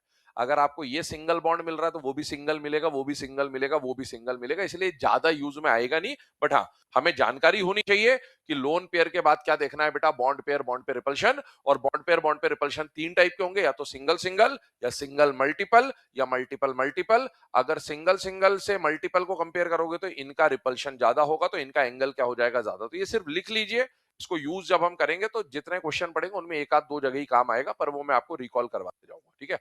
अब इसके बाद मान लीजिए पहला फैक्टर हाइब्रिडाइजेशन सेम हो जाए, second factor loan pair same हो जाए, और तीसरा फैक्टर है कि जो आपने बॉन्ड पेयर का रिपल्शन का टाइप बोला है वो भी सेम हो जाए। जैसे यहीं पे बताता हूं, इसमें चेक करिए। मान लीजिए यहां पर अगर मैं बात करूं तो दोनों का हाइब्रिडाइजेशन सेम है, number of loan pair same है, और बॉन्ड पेयर भी यहां सिंगल सिंगल सिंगल का रिपल्शन है और यहां भी सिंगल सिंगल सिंगल का रिपल्शन है। तो बेटा शुरू के तीन फैक्टर क्या हो गए? सेम। अब चौथा फैक्टर जो आप देखोगे, दो ही चीज बची मॉलिक्यूल में, एक सेंट्रल एटम और एक साइड एटम। और सेंट्रल और साइड में से पहली प्रायोरिटी किसको दोगे? सेंट्रल एटम को। तो अब हम यहां क्या करेंगे कि अगला नंबर जो आएगा वो किसका आएगा? सेंट्रल एटम का। ध्यान से सुनना, सेंट्रल एटम की कहानी क्या होगी वो समझाता हूं। पहली बात, सेंट्रल एटम या साइड एटम पिक्चर में कब आएगा? सेंट्रल एटम और साइड एटम पिक्चर में तब आता है जब मॉलिक्यूल के अंदर लोन पेयर हो। अगर लोन पेयर नहीं है तो सेंट्रल एटम साइड एटम का कोई फर्क नहीं पड़ता। फॉर एग्जाम्पल इमेजिन करने, बहुत इंपॉर्टेंट बात है, समझ लीजिए, है ना। क्योंकि अभी जो मैं फैक्टर लिखूंगा वो चौथा और पांचवा फैक्टर होगा, सेंट्रल एटम साइड एटम, और उसके बाद में एक छठा फैक्टर लिखाऊंगा, वो लिखाऊंगा रेगुलर ज्योमेट्री। क्या लिखाऊंगा? रेगुलर। और रेगुलर ज्योमेट्री का मतलब है वहां सेंट्रल और साइड का कोई काम नहीं, पर मैं समझा पहले रेगुलर दे रहा हूं आपको ताकि एक बार पिक्चराइजेशन आपको समझ में आए। देखिएगा ध्यान से बेटा, मान लीजिए आपके सामने एक टेट्राहेड्रल स्पीशी रखा मैंने, sp3, और एक sp3 स्पीशी रखा, ठीक है, इमेजिन करना। अब इसका हाइब्रिडाइजेशन sp3 है, तो याद करो जब भी sp3 आता है इसका मतलब क्या था कि सेंट्रल एटम ने अपने आसपास बॉन्ड बनाने के कितने पोजीशन तैयार करे? 4। वो चारों पोजीशन 3D स्पेस में इस हिसाब से तैयार हुए थे कि वो एक दूसरे से मैक्सिमम डिस्टेंस पर रहे ताकि उनके बीच का रिपल्शन क्या रहे? मिनिमम। अब यहां पर मान लो मैंने सेंट्रल एटम कुछ भी लिया होता, जैसे मान लो मैंने लिख दिया N, लिख दिया नाइट्रोजन, और मैंने यहां लिख दिया हाइड्रोजन हाइड्रोजन हाइड्रोजन हाइड्रोजन और N पे लगा दिया प्लस, अमोनियम आयन बनाया, जैसे मान लीजिए हाइब्रिडाइजेशन sp3 है। और बेटा ये चारों हाइड्रोजन जो लग के आए हैं, क्या ये सब एक दूसरे से बराबर बराबर बराबर बराबर जगह पर आना चाहेंगे? यस। और इनका एंगल बराबर होगा, इसमें सेंट्रल और साइड का कोई मतलब नहीं, क्योंकि इनको पता है हम 109.5 पे हैं और हमें इससे दूर जाने का हमारे पास वैसे भी कोई चांस है ही नहीं। बस तो ये इसी पे टिके हुए हैं। जैसे वो आप कोविड के समय पे था, 2 गज दूरी, मास्क है जरूरी। और अगर पहले से 2-2 गज की दूरी पे खड़े हैं तो इनको मालूम है कि बस इतना ही रहना है। अब कोई अगर पीछे से आके धक्का दे दे तो वो सब एक के ऊपर एक हुआ है, ऐसे धक्का लग गया, है ना। तो जब धक्का लगता है तो फिर क्या करते हो? ये वाला मामला। तो जब तक ये दूर दूर है ना, इनका मैक्सिमम डिस्टेंस 109.5 है। अगर ये 109.5 पे है ना, तो ये धक्का मुक्की नहीं करेंगे। लेकिन अगर कोई लोन पेयर आया और इस लोन पेयर ने इनको धक्का दिया, तो बताओ ये 109 पे रहे या कम हो गए? कम हो गए। अब कम हो गए तो ये आपस में भी धक्का मुक्की करेंगे, तब इनका रिपल्शन काम में आता है। यहां पर एक बात और समझे, देखिएगा, मुझे बताओ नाइट्रोजन और हाइड्रोजन में से, है ना, बॉन्ड हमेशा, बॉन्ड एंगल जो बनता है वो सेंट्रल पे बनता है, साइड का कोई रोल होता ही नहीं है। मैं आपको पहले ही बोल चुका हूं इस बात को। मुझे बताओ नाइट्रोजन और हाइड्रोजन में से मोर इलेक्ट्रोनेगेटिव कौन है? नाइट्रोजन। अच्छा, इसका मतलब है इस बॉन्ड की डेंसिटी नाइट्रोजन के पास ज्यादा होगी। चलो वो इतनी डेंसिटी, तो इस बॉन्ड में भी तो उतनी डेंसिटी होगी, इस बॉन्ड में भी उतनी डेंसिटी होगी, और इस बॉन्ड में भी उतनी डेंसिटी होगी। अब एक बात बताओ, इसके अंदर रिपल्शन बताओ, क्या इसमें लोन पेयर रिपल्शन है क्या? लोन पेयर है ही नहीं तो कहां से आएगा? इसमें लोन पेयर बॉन्ड पे रिपल्शन है क्या? नहीं है। क्या इसमें बॉन्ड पे रिपल्शन है? अच्छा, चार है भाई, क्या हो गया तेरे को? संडे वाली अभी तक चल रही है? ठीक है, कल भी तूने ऐसे ही प्रश्न पूछा था। क्या हो गया तेरे को? ठीक है सब सही है, मानसिक स्थिति सही है, पक्का? ठीक है। तो अगर हम यहां पर बात करें तो बेटा ये बॉन्ड पेयर है चारों, तो बॉन्ड पे रिपल्शन लगेगा। अब आप मुझे ये बताइए, ये बॉन्ड पेयर इस बॉन्ड पेयर को रिपेल करेगा। बॉन्ड पेयर मतलब ये इलेक्ट्रॉन डेंसिटी रिपेल करेगी, ये इलेक्ट्रॉन डेंसिटी इसको रिपेल करेगी, ये इसको रिपेल करेगी, इसको रिपेल करेगी। बोर्ड पे आपको कुछ भी दिख रहा हो, टेट्राहेड्रल में चारों एक्चुअल में तो बराबर बराबर पे होते हैं। अभी अपने को ऐसा ऐसा दिख रहा होगा ये ज्यादा है ये कम है, बट रियलिटी में सब बराबर है। अब मुझे बताओ, जितना ये इसको रिपेल करेगा, क्या उतना ही ये इसको रिपेल करेगा? यस। उतना ही ये इसको रिपेल करेगा, उतना ही ये इसको रिपेल करेगा। अगर सारे रिपल्शन बराबर हैं, तो क्या सारे एंगल बराबर होंगे बेटा? यस। रिपल्शन बराबर तो बराबर खुलेंगे, तो एंगल बराबर होगा। और sp3 में अगर सारे एंगल बराबर होते हैं, तो क्या उसका आइडियल एंगल 109.5 का हुआ करता है? यस। अब सुनना, अगर मान लो यहां पर मैंने ले लिया होता सिलिकॉन, ठीक है, क्या मैंने सेंट्रल एटम बदल दिया? बदल दिया। और मैंने मान लो यहां ले लिया होता फ्लोरीन, फ्लोरीन, फ्लोरीन और फ्लोरीन, एंगल कहां बनता है? साइड एटम पे या सेंट्रल एटम पे? सेंट्रल पे, सेंट्रल पे, ठीक है ना। अब मुझे बताओ, यहां पर भी हाइब्रिडेशन sp3 है, और सिलिकॉन और फ्लोरीन में से मोर ईएन किसका होता है? फ्लोरीन का। तो फ्लोरीन इलेक्ट्रॉन अपनी तरफ खींच लेगा, तो सिलिकॉन पे इलेक्ट्रॉन इसके मुकाबले ज्यादा मिलेगा या कम मिलेगा? कम मिलेगा। तो यहां पर मान लो ये थोड़ी कम डेंसिटी है, इसको इमेजिन कर लो कि थोड़ी सी कम डेंसिटी। लेकिन क्या चारों बॉन्ड की डेंसिटी बराबर है कि नहीं है? है बराबर। यहां ज्यादा थी वहां कम है, पर है तो बराबर। उधर की अपने में बराबर थी और इधर की अपने में बराबर। इंडिविजुअली देखना है ना, उसका इससे कोई लेना देना नहीं है। अब मुझे बताओ, जब ये बॉन्ड पेयर इसको धक्का देगा, ये बॉन्ड पेयर इसको धक्का देगा, ये इसको धक्का देगा, ये इसको धक्का देगा, क्या इसका इसका इसका इसका सबका धक्का बराबर ही होगा बेटा? यस। और वो धक्का बराबर होगा तो सबके एंगल बराबर खुलेंगे। और sp3 में अगर बराबर एंगल बनाने हैं, अब बताओ दोनों का एंगल, आपको कुछ भी दिख रहा हो, सेंट्रल कुछ भी हो, साइड कुछ भी हो, लेकिन क्योंकि रिपल्शन बराबर बराबर बराबर बराबर लग रहे हैं, रिपल्शन बराबर बराबर बराबर बराबर लग रहे हैं, तो बेटा इसके अंदर के सारे एंगल बराबर होंगे। और sp3 में सारे एंगल बराबर है तो 109.5 का ही मिलेगा। इसके अंदर सारे एंगल बराबर है तो 109.5 का ही मिलेगा। इसको हम बोलते हैं रेगुलर ज्योमेट्री। रेगुलर ज्योमेट्री मतलब दोनों के एंगल सेम है। लेकिन अब सोचो, इसी में अगर सारे साइड एटम के बदले लोन पेयर आ जाता, कौन आ जाता? अब लोन पेयर आया तो ध्यान सुनना, मान लो मैं यहां पर नाइट्रोजन को ले रहा हूं, यहां हाइड्रोजन है, यहां हाइड्रोजन है, यहां हाइड्रोजन है, और ऊपर कौन आ गया? Lone pair. अच्छा, नाइट्रोजन और हाइड्रोजन में अब देखना कहानी, यहां पर डेंसिटी नाइट्रोजन की ज्यादा थी, ज्यादा थी, ज्यादा थी। इसको थोड़ी देर के लिए सिलिकॉन इमेजिन कर लीजिए, है ना। फ्लोरीन है, फ्लोरीन है, फ्लोरीन है। अब बताओ, यहां पर डेंसिटी कम थी, कम थी और कम थी। लेकिन अब लोन पेयर जब धक्का दे रहा है, तो लोन पेयर ने तो धक्का दे दिया, तो इनको मजबूरन पास आना पड़ा। क्या इनको मजबूरन पास आना पड़ा? यस। अब पास आया तो ये भी एक दूसरे को धक्का मारेगा और ये भी एक दूसरे को धक्का मारेगा। अब मुझे बताओ, ज्यादा धक्का मारने का काम वो करेगा या ये करेगा? ये करेगा। और ये करेगा तो ये पास पास आएंगे या दूर रहेंगे? लेकिन जब ये धक्का देगा तो ये क्या पास आ सकते हैं? आ सकते हैं। तो ये पास आ जाएंगे क्योंकि कमजोर है, तो इसका मतलब है इसका एंगल क्या मिलेगा? कम। अब मुझे बताओ, मॉलिक्यूल में सेंट्रल एटम वही है, साइड एटम वही है, लेकिन जब लोन पेयर नहीं था तो एंगल बराबर निकला। लेकिन जब लोन पेयर आया तो कहानी बदल गई। बेटा central atom side atom picture में तभी आएंगे जब लोन पेयर प्रेजेंट होगा। अगर लोन पेयर नहीं है, अगर लोन पेयर नहीं है तो फिर आपके दिमाग में सेंट्रल एटम साइड एटम नहीं आना चाहिए। क्या आना चाहिए? Regular geometry. तो अभी हमने 3 फैक्टर लिखे, 3 के बाद चौथा फैक्टर हम लिखेंगे सेंट्रल एटम, पांचवा फैक्टर हम लिखेंगे साइड एटम और छठा फैक्टर हम लिखेंगे रेगुलर ज्योमेट्री। पर सेंट्रल और साइड एटम पिक्चर में तभी आएगा जब लोन पेयर होगा। वो कब आएगा? जब लोन पेयर नहीं होगा। ध्यान से देखिएगा। आइए बढ़ते हैं चौथे नंबर के फैक्टर पे। और चौथे नंबर का फैक्टर है, टाइम हो ही गया। चलो ठीक है, इसको रहने दो, यहीं से स्टार्ट करें।